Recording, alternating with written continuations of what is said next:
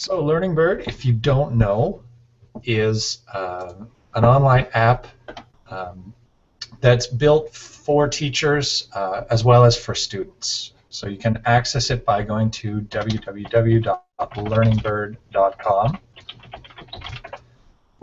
and you can sign up. It's free for teachers.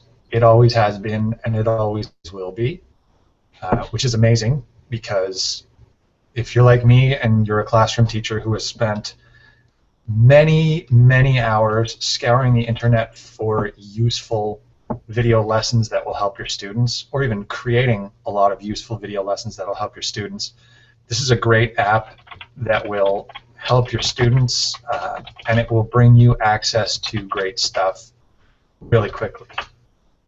Click on log in if you don't have an account yet, and you click on sign up. It'll show you the option to sign up as a student, a parent, an educator, or a leader. I am an educator, so obviously when I signed up, I created an account as an educator.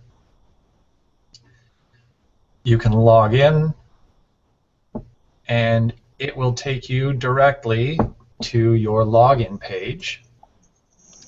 And because I've been using the app, it's showing me some customized things, lessons I found helpful, textbooks, which is very useful if you have a state-mandated textbook or a provincially mandated textbook that you need to have in your classroom. You can actually add it right to the app, which is fantastic. And then subjects, and we've got quite a few subjects here: contemporary world, economics. I'm going to go right to my favorite subject. Anybody who knows me knows how much of a math geek I am. So we go to math, and let's see, I want to learn about calculus, and it'll take me right to all of the calculus lessons. And we've got 1 to 20 of 281 lessons. These are actually lessons created by real teachers. So every lesson on the Learning Bird website is a lesson created by an actual teacher, and then we can filter them by subject. So if I'm talking about calculus, but I'm doing some pre-calculus stuff with my students, I can look under pre-calculus, and maybe I want to talk about sequences and the binomial theorem, because that's a great place to start when you're talking about calculus. You can actually go in and you can find these videos by different teachers around the world. So clicking on the video will take you right in. Let's see, Mr. Wagner's video on Pascal's triangle. And it'll open up in this window, and I'll be able to watch the lesson, and I'll be able to tell Learning Bird this was helpful or this was not helpful.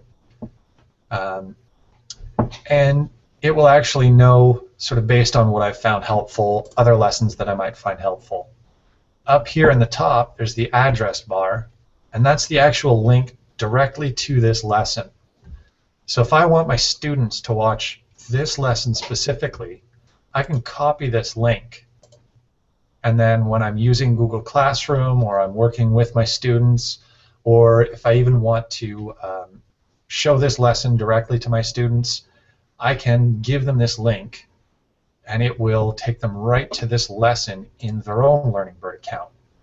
Really neat thing about that is when they're logged into Learning Bird, lessons that they've rated as helpful or not helpful will tailor the suggestions to other lessons that on the same subject that they might find helpful. So if I share this lesson with my class on Pascal's triangle, and some of my other students have watched Peter Esperanza's lessons down here, and they found him helpful, and they decide that they want to explore this topic a little more, they'll actually find other lessons based on lessons they've found helpful that will help them explore the topic a little more.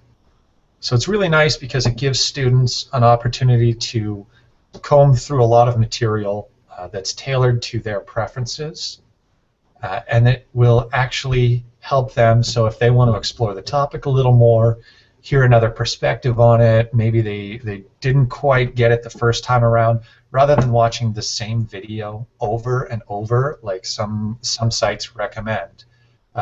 One thing that Learning Bird does really well is they offer students a lot of different ways of understanding the same concepts. And anybody who has actually taught in a classroom knows when you explain something one way and students are having trouble with it, the most effective thing you can do is to explain it in another way that's hopefully complementary to what the students are understanding. So a good classroom teacher doesn't stand in front of the classroom and repeat themselves over and over, hoping that eventually students will get it. They work with students based on what they understand and respond to students, and this is something that Learning Bird does really well, which is why I'm so excited about this tool. I think it's a fantastic opportunity for students to learn more effectively and for teachers to be able to reach students really effectively.